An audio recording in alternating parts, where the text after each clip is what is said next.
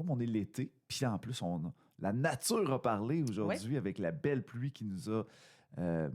Rafraîchi. oui, on va Oui. dire ça comme ça. Moi, j'ai dit qu'elle nous enlève aussi cette surcharge d'électricité-là. Ça fait comme nous calmer. On va parler de nature un matin. Oui, absolument. Excellent. Ce matin, je vous amène un peu ailleurs. Donc, la nature, on le sait, ça fait du bien être dehors.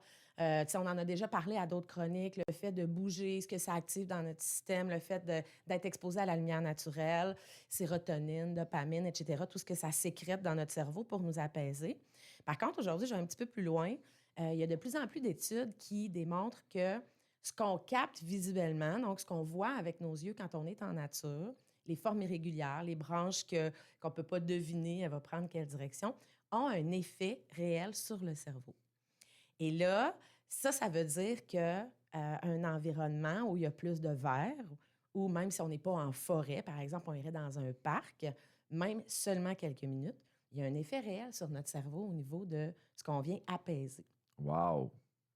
Donc, quand notre vie est constituée de lignes linéaires. Oui.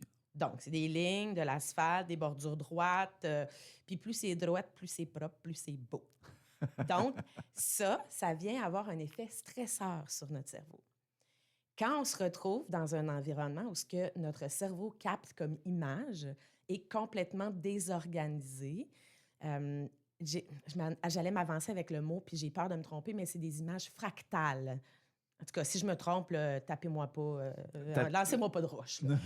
Mais donc, des images qui sont complètement irrégulières. Le fait de regarder un feu de camp, ça a le même effet. Donc, il y a même certaines personnes qui s'avancent à dire qu'au niveau de la neuroplastie, donc notre cerveau, il est constamment en changement. Les connexions se font, se brisent, se refont. Et il y en a qui avancent même à dire que cet effet-là, apaisant, de calme, irait jusqu'à refaire des connexions à l'intérieur de notre cerveau. Accéléré, parce qu'ils en refont tout le temps.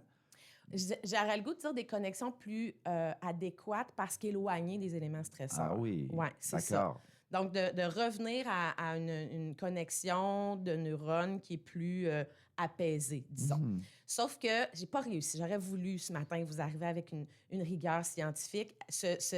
Ce fait-là de recréer des connexions n'est pas encore vraiment éprouvé sur des études. Mais recréer des connexions à partir d'éléments moins stressants, de toute façon, on recrée des connexions toujours. Donc, ça fait du sens. Et voilà.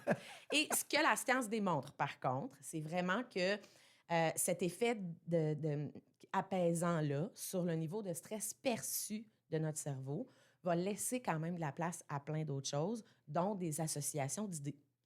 Donc, de dire, ben, tu sais, moi, ça m'est arrivé vraiment souvent de l'expérimenter. J'ai eu tellement des bonnes idées en marchant dans le bois. Oui, c'est ça.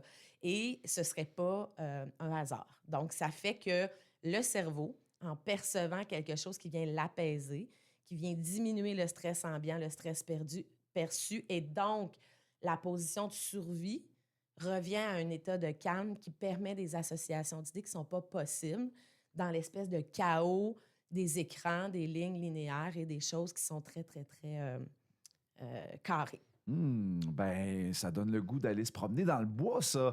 Puis faire du VTT, tout ça, là, tout cet univers-là, là, d'aller s'évader un peu dans la nature, c'est ce que tu nous recommandes. Oui, absolument. Puis, tu sais, ici, à Amos, là, on a des beaux espaces pour ça, même ceux pour qui la forêt n'est pas accessible. Ouais. On a des beaux espaces verts. Allez vous asseoir sur le bord de la rivière. Tout ce qui est le mouvement des vagues, les rapides, le mouvement des feuilles dans les arbres, ce sont tous des mouvements qui, captés par notre cerveau, vont nous amener cet état de calme-là. Oui, c'est une chance qu'on a effectivement d'être dans un village où on est proche de la nature malgré tout, même absolument. si on est en ville. Donc, on va recommander ça. On va se recommander ça pour soi et aux auditeurs. Et on se retrouve dans une prochaine chronique, Mélanie. Parfait, merci. Merci. Bonne journée.